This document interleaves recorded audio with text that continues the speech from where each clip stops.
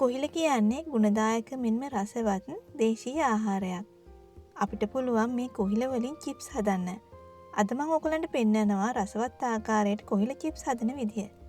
හරිම ලේසියි මේ කොහිල චිප්ස් හදන්න.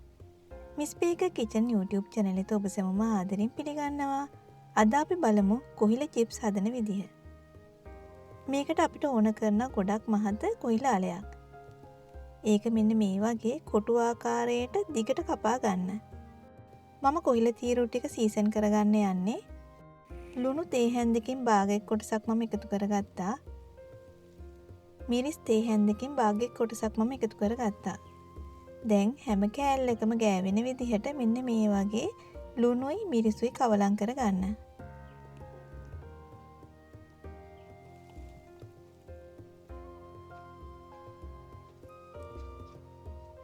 දැන් පිටි දවටනේ හදන්න ඕනේ.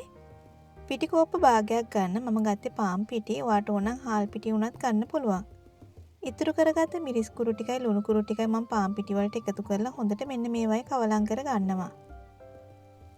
බිත්තරයක් එකතු කරගන්න.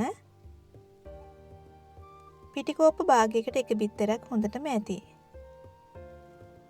හොඳින් මෙන්න මේ වගේ කවලම් කරනකොට ඔයාට ඝනකම පේස්ට් එකක් තමයි හදා ගන්න ඕනේ. මදි අඩු පාඩුවට වතුර ටිකක් එකතු කරගන්න. වතුර ඔක්කොම එකපාර එකතු කරගන්න එපා. චුට්ටක් වතුර එකතු කරගෙන හොඳින් කවලම් කරගෙන ඝනකම පේස්ට් එකක් හදා ගන්න. අද මම මේ ඉදිරිපත් කරන රසවත් කොහිල චිප්ස් එකට ඔයා කැමති නම් ලයික් එකක් කමෙන්ට් එකක් දාන්න මෙන් ආදරණීය ඉල්ලීමක් කරනවා. මගේ යාළුවෙක් කිව්වා එයාගේ දුව කොහිල කන්න ගොඩක් අකමැතියි කියලා. මම මගේ යාළුවා වෙනුවෙන් තමයි මේ රෙසිපි එක ඉදිරිපත් කරන්නේ. ඔයා මගේ channel එකත් එක්ක අලුතින් එකතු වෙන කෙනෙක් නම් මම ඔබව ආදරයෙන් පිළිගන්නවා. සීසන් කරගත්ත කොහිල තීරු ටික මම මේ වගේ පේස්ට් එකට දාගත්තා. පේස්ට් එකත් එක්ක හොඳින් කවලම් කරගන්න. මෙතන තියෙනවා පාන් කුඩු. පාන් කුඩු කෝප්ප භාගයක් විතර එකතු කරගෙන තියෙන්නේ. ඔයාට මේ විදියට පාන් කුඩු තවරා ගැනීම අපහසුයි නම් රවුම් ආකාරයක බෝල් එකකට පාන් කුඩු ටික දාලා පිටි තවරගත්ත කොහිල තීරු ටික ඒකට දාන්න.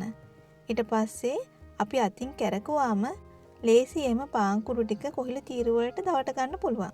ඔයාගේ ගෙදරත් මේ කොහිල චිප්ස් ටික හදලා බලලා රස කියන්න මට අමතක කරන්න එපා. මේ තියෙන්නේ පාන් කුඩු තවරගත්ත කොහිල තීරු ටික.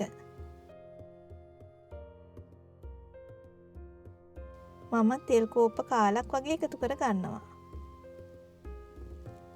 මධ්‍යම ගින්දරේ තමයි අපි තීරු ටික බෙද ගන්න ඕනේ.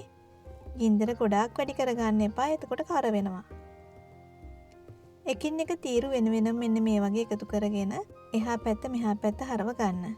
නිවාඩු දවසට මෙන්න මේ වගේ කොහිල චිප්ස් ටිකක් ගෙදර හදාගෙන කට්ටියත් එක්ක රස බලන්නකෝ. සෝස් එක ගාගත්තාම මේ කොහිල චිප්ස් හරිම රසයි. පේනවා නේද? හරිම ලස්සනට මගේ කොහිල තීරු චිප්ස් ටික බෙදෙනවා. අපි කොහිල චිප්ස් බෙදගත්තට පස්සේ මේවා පෙඟෙන්නේ නැහැ. හොඳ ඝනකමට තියෙනවා.